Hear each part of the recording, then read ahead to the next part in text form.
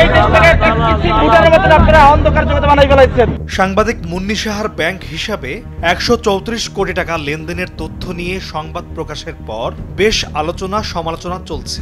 বিষয়টি নিয়ে প্রতিক্রিয়া জানিয়ে নিজের অবস্থান পরিষ্কার করেছেন মুন্নি। বুধবার রাতে নিজের ভেরিফাইড ফেসবুক আইডিতে করা একটি পোস্টে বিষয়টি নিয়ে বিস্তারিত ব্যাখ্যা দিয়েছেন তিনি। সেই পোস্টে মুন্নি সাহা লিখেছেন, আজ দেশের অনেকগুলো নিউজ পোর্টাল এবং দৈনিকে আমার অ্যাকাউন্টে কত টাকা তা নিয়ে কিছু মিসলিডিং হেডলাইন দেখে বিস্মিত হয়েছি। অনেকে আমার অ্যাকাউন্টে ১৩৪ কোটি টাকা এমন ফটোকার্ড বানিয়ে ক্লিক নিচ্ছেন, যেখানে রিপোর্টে পরিষ্কার করে লিখেছেন মুন্নি সাহার স্বামীর বিজনেস অ্যাকাউন্ট MS প্রমোশনসের লেনদেনের কথা। লেনদেন শব্দটা আমাদের বন্ধুরা নিশ্চয়ই বোঝেন। কবির হোসেন তাপস একজন ব্যবসায়ী। ২০০২ সাল থেকে তার বিজ্ঞাপনী সংস্থা। মুন্নি বলেন, ব্যবসায়িক অ্যাকাউন্ট খুলতে গিয়ে শুধু নমিনি হিসেবে আমার নাম দিয়েছেন। তার কোনো প্রতিষ্ঠানের সঙ্গে আমার কোনো পার্টনারশিপ নেই, আমি তার কোনো গ্যারান্টারও নই।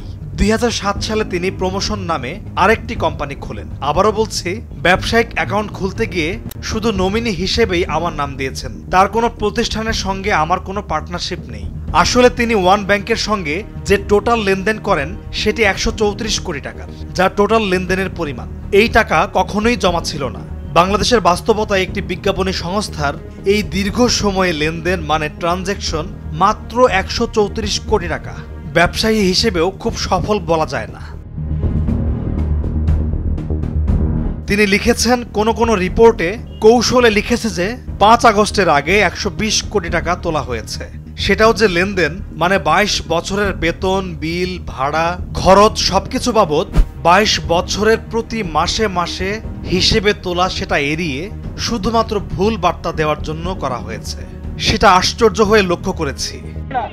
এই হত্যাকাণ্ড যখন হয় সর্বপ্রথম মুন্নি বলেন, যে কোনো রাজনৈতিক পালাবদলে বাংলাদেশ ব্যাংক ইন্টেলিজেন্স ইউনিট যে কারোরই হিসাব চাইতে পারেন। সেই তালিকায় সাংবাদিক হিসেবে অনেকের সঙ্গে আমার নাম ছিল এবং কর্তৃপক্ষ দক্ষতা ও নিষ্ঠার সঙ্গে অনুসন্ধান করেছে বলে আমার বিশ্বাস।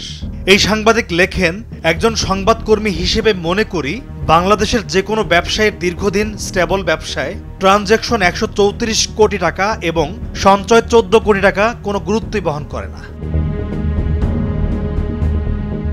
তিনি লিখেছেন, শুধুমাত্র আমার নামটি নমিনিতে ব্যবহার করায় একজন ইন্ডিভিজুয়াল ব্যবসায়ী সামাজিক হ্যারাসমেন্টের শিকার হয়েছেন।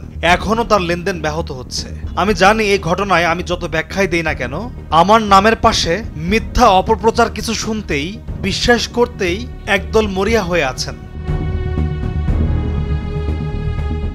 সবশেষ এই সাংবাদিক লিখেছেন, যারা ভুল ফটোকার্ড করে মুন্নি সাহার অ্যাকাউন্টে ১৩৪ কোটি টাকা লিখলেন, তাদের প্রতি দোয়া রইল যেন তারা বিভ্রান্তিমূলক হেডলাইন সাংবাদিকতা থেকে নিয়মের সাংবাদিকতা সম্মানের সঙ্গে চর্চা করতে পারেন। পলাশ খান, ভোরের কাগজ।